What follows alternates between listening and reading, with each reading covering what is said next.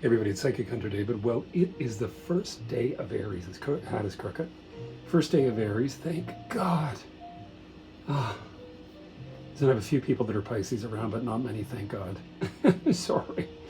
Anyway, so today's the first day of Aries. Only got a few days of Mars energy before our beloved Pisces. Neptune moves here. This is when the world's going to go insane.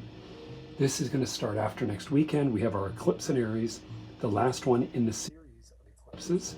And then the next day, on that end of month, almost end of the month, we're going to have Neptune move to Aries. You want to talk about psychedelic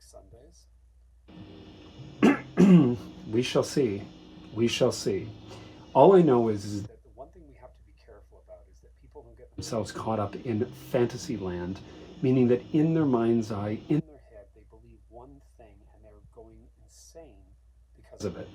You know, it could happen because of the political arena in the world, it could happen in their own personal lives. Again, it depends completely to do with oneself. Someone could feel like they're going broke and they're not, and that they have no money and then they do.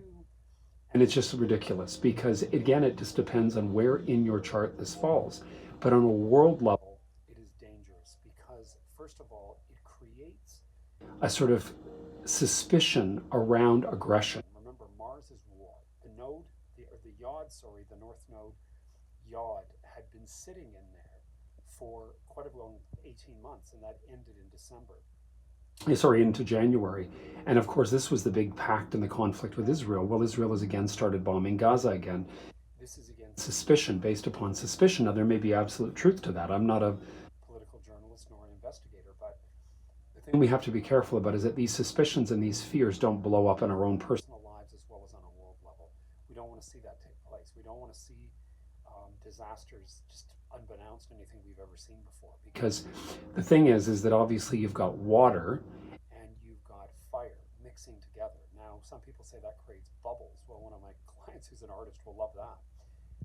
But the real danger of that is that you have two energies that are complete opposite of one another. One is the ending, one is the beginning, formulated. And it's extremely difficult to even pinpoint what could come about. Now, it is only for a short term. It's for a period of from, the 30th right through the fall, and then it backs off and backs back into Pisces for everybody to prepare for 2026, which I've said is going to be the whopper. 2026 is going to be the year where the whole world as we've known it will change. And what's going to come of that, I don't know. I hope it's nothing aggressive. More than likely it will be with Pisces and Saturn both in Aries. I know that finances will change, the means of exchange will change. I've talked about this already for quite some time. I don't believe that this is solely to do with, President-elect Trump. I think it's going to be more to do with the world. It's going to have to do with far deeper consequence than that. But we will see. But on a positive note, use Neptune and Pisces to get your head around action, meaning use this energy on a positive. If you're creative, artistic, get out there and do it. If you're a dancer, get out there and do it. If you're a writer, get out there and do it. Like, be a part of something that is creatively proactive, meaning being involved.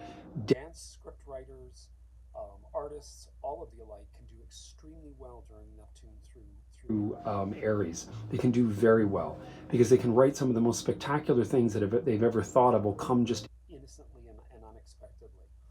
The danger is if somebody's like up and down like a toilet seat on an emotional level, it'll obviously go down more than up. And they have to be careful about this with that fire there because they will act out.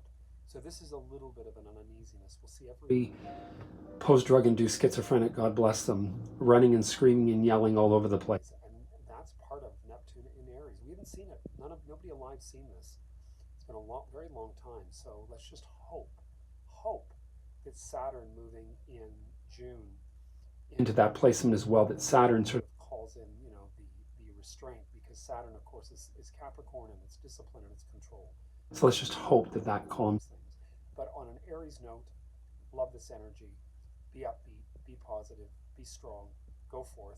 You heard it here first. I wish you all the best, and I'm available. And remember, till tonight at midnight, the special still stands.